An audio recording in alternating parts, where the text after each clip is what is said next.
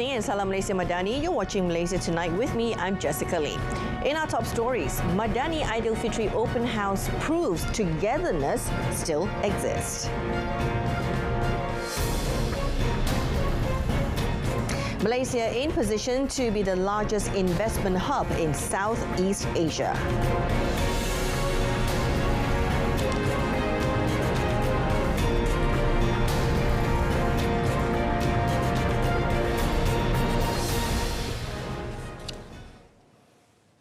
The Malaysia Madani Aidilfitri Open House 2023 event with the Prime Minister in Kedah, Kelantan and Terengganu proves that the context of togetherness between the federal and state governments still exists. Now, Menteri Besar Datuk Ahmad Yaakob said the Kelantan government has no issues with the event and had received the letter from the government with an open heart. He said Kelantan respects the federal government's decision to hold a Madani Aidilfitri Open House at the Sultan Muhammad IV Stadium grounds on the 12th of May. Now, all preparations are being done by the Ministry of Natural Resources, Environment and Climate Change as the lead ministry. The Prime Minister's Department, or JPM, had announced that Prime Minister Datuk Seri Anwar Ibrahim would not be holding an Aidilfitri Open House at his official residence at Complex Sri Perdana in Putrajaya this year. Instead, it said that the Malaysia Madani Open House with the Prime Minister, in conjunction with Aidilfitri 2023, will be held in 3 states, namely Kedah on the 29th of April, Kelantan on the 12th of May, and Terengganu on the 13th of May. Now, the organising of the Melaka state-level Aidilfitri Open House on the 29th of April can serve as a platform for the public to get to know the state leadership appointed on the 5th of April. Now, Chief Minister Dato' Abdul Rauf Yusof said the open house, slated to be held at the Melaka International Trade Centre from 10 a.m. to 5 p.m, will also indirectly bridge the gap between the leaders and the people, thus overcoming any political prejudices, as Melaka is now a unity government. Sebenarnya hari raya inilah meraihkan yang pertama kemeriahan Syawal bersama pimpinan dan rakyat. Rakyat pula dapat melihat pemimpinnya dari dekat dan berkenalan di antara satu dengan lain. Jadi bolehlah waktu ketika itu silaturahim ini dijalinkan dengan majlis rumah terbuka hari raya ini, supaya suasana hari raya ini dapat dirasai bersama di antara rakyat dan pemimpin.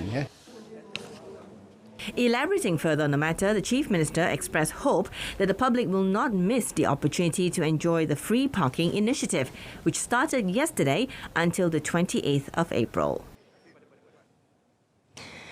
About 18,000 people from all walks of life took the opportunity to celebrate the second day of Hari Raya Aidilfitri by attending the open house hosted by the Sultan of Johor, Sultan Ibrahim Al-Mahrum Sultan Iskandar, at Istana Besar, Johor Bahru.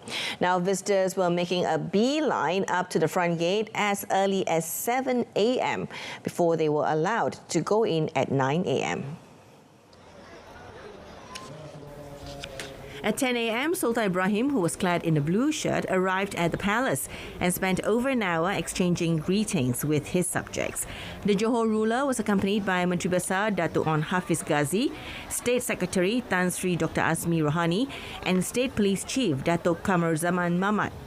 Also present were Permaisuri of Johor, Raja Zarith Sophia Al-Marhum Sultan Idris Shah and their children. Pada saya ni memang kalau setiap kali Sultan adakan pembukaan untuk hari raya ni, saya memang tak akan pernah miss. Saya mesti datang. Sebab suasana memang meriah. Tengok sendiri macam mana macam-macam kaum datang sini kan.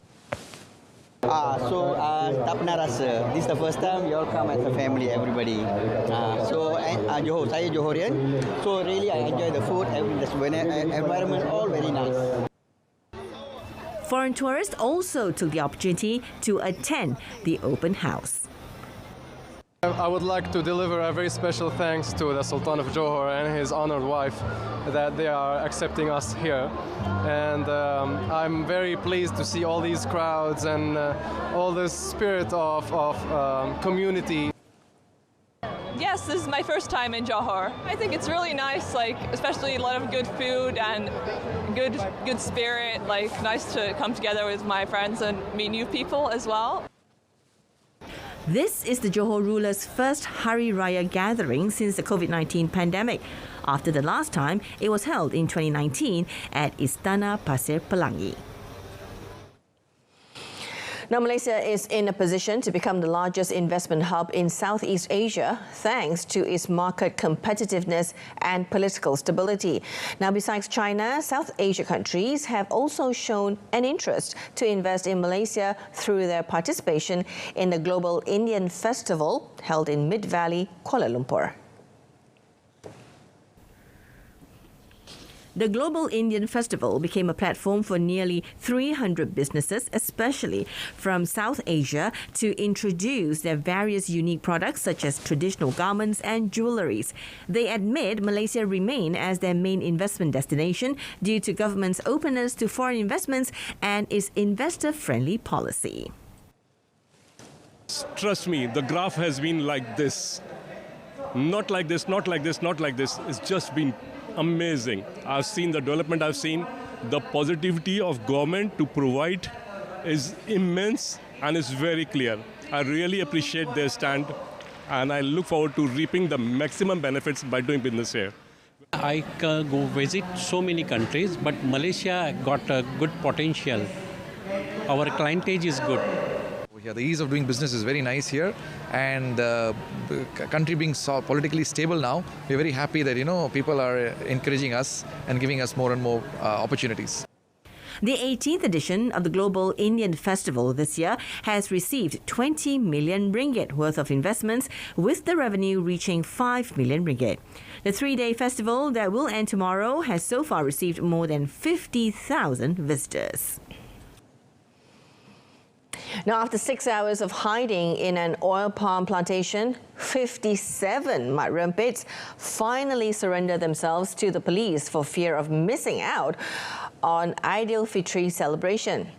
Now, Kulai District Police Chief Superintendent Tok Beng Yao said the group of men aged 17 to 42 tried to escape being caught by hiding in the plantation area at Kilometer 7, Jalan Kulai Kota Tinggi since 3 a.m. on Saturday. However, 2 officers and 13 personnel from the Traffic Investigation and Enforcement Division involved in a special operation in conjunction with Ops Selamat 20 surrounded the area, thus preventing the men from escaping. Finally, at 9 a.m., one by one started to surrender as they could not stand the hot condition in the plantation. And some said they were hungry and missed the Aidilfitri delicacies. Now, Tok said 140 summonses were issued for various offences, including no driving license and insurance, expired license, non-standard plate numbers, modified exhaust, and not wearing a helmet. The police also confiscated 39 motorcycles under Section 64 of the Road Transport Act 1987. More than 25,000 online cheating cases have been recorded last year, involving losses of approximately 850 million ringgit. Now, according to National Anti-Financial Crime Centre, or NFCC, one of the contributing factors to online criminal activities is the existence of mule accounts. In an interview with Bernama recently, NFCC Director General Datuk Sri Mustafa Ali said one factor causing scam syndicates to milk money from the victims is the existence of mule accounts bought at 500 ringgit per account from the original account holders for use to transfer the ill-gotten gains. Now, a victim's money will be put into several mule accounts before finally being withdrawn in a short period of time, making it difficult to track. According to him, the government has been taking specific measures to combat online crimes, including enhancing cooperation with international authorities. It also intends to strengthen the National Scam Response Centre, or NSRC, in terms of operations, manpower resources, centralised data systems, office infrastructure, technical equipment, and financial analysis systems. The government is seriously examining some legal provisions that can be used or amended for the purpose of enabling fraud money to be returned to the victims. Now, among the provisions being examined are the Anti-Money Laundering, Anti-Terrorism Financing and Proceeds of Unlawful Activities Act 2001, Penal Code and Criminal Procedure Code. Ramli Abu Bakar, a popular newscaster and voiceover artist of the 70s and 80s, died early today. He was 78. Celebrity Darling Asri shared the news of his passing on her Facebook after being informed of the matter by Ramli's eldest daughter. According to Darling, Ramli died at about 2:30 a.m. at his daughter's house in Kundang, Rawang.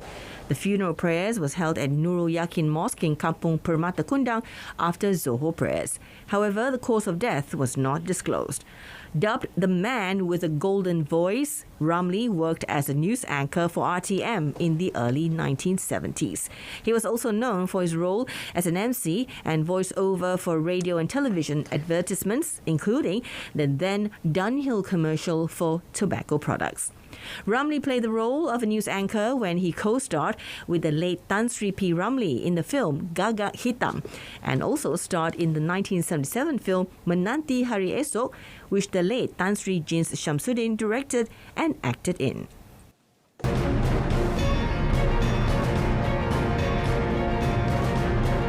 Coming up in sport, Malaysia is capable to produce more sprinters like Muhammad Azim.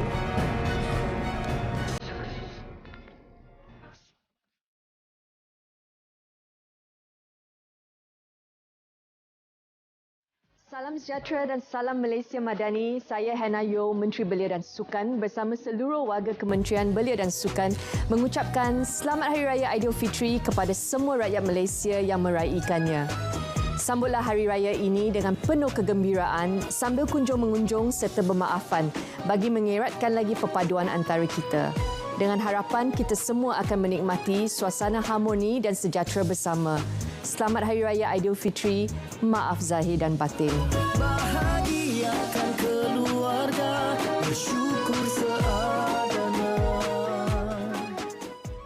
Welcome back. Sprint coach Muhammad Amir Izwan Tan Abdullah is confident that Malaysia can produce more sprinters like Muhammad Azim, Muhammad Fahmi to be featured in various games at national and international levels. As such, Azmir Izwan said efforts to produce talented sprinters like Azim, who has created a sensation despite his young age, should not be stopped halfway, except if there is a need to intensify the programs from time to time. Meanwhile, he said the process of producing or creating sprinters like Azim should not have a specific time frame. Pada saya, kalau ada time frame tu tak mungkin kita dapat lah. Dia kena berterusan. Tidak ada time frame, kita perlu tengok bakat yang ada dan jangan diletak 2 tahun atau 3 tahun dan sebagainya lah. Biar kita nak projek itu berjalan berterusan. Commenting on whether the current batch of national sprinters has the fighting spirit to produce outstanding achievements like the 18-year-old Azim, Amir Izwan said he believes that they all have almost the same mentality. Now, Azim's name has been on everyone's lips ever since he broke the national men's 100 meters record by clocking 10.09 seconds at the Under-20 World Athletics Championships in Cali, Colombia last August. Azim, who is furthering his studies and expanding his athletics career at Auburn University in Alabama, the United States, also broke the national 60 meters indoor record in February at the Tiger Paw Invitational, besides winning the 100 meters race at the Florida State University or FSU Relays Championships in the US in March.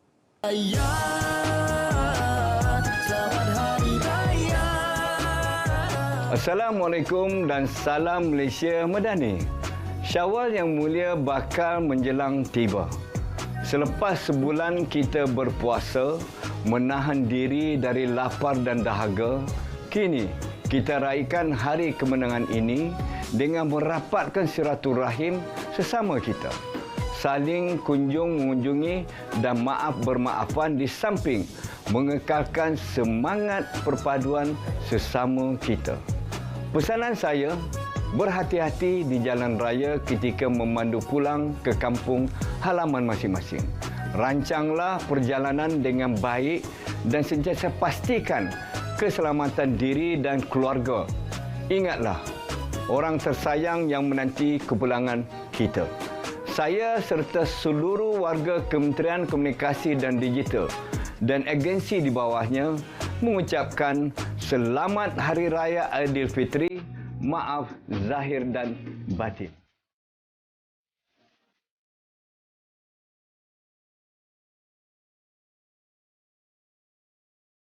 And that's it for Malaysia Tonight. A reminder of our top story, Madani Aidilfitri Open House proves togetherness still exists. I'm Jessica Lee. Stay tuned to saluran Berita RTM and have a pleasant evening. Salam Aidilfitri and happy holidays.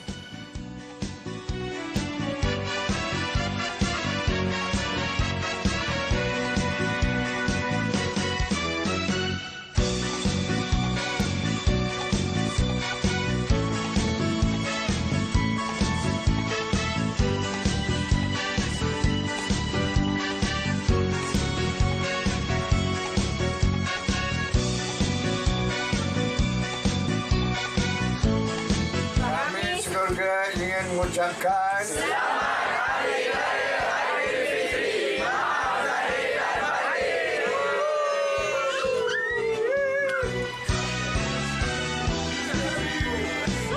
Mengucapkan Selamat Hari Raya. Kami visual editor untuk Malaysia Tonight ingin mengucapkan Selamat Hari Raya Aidilfitri, maaf zahir dan batin.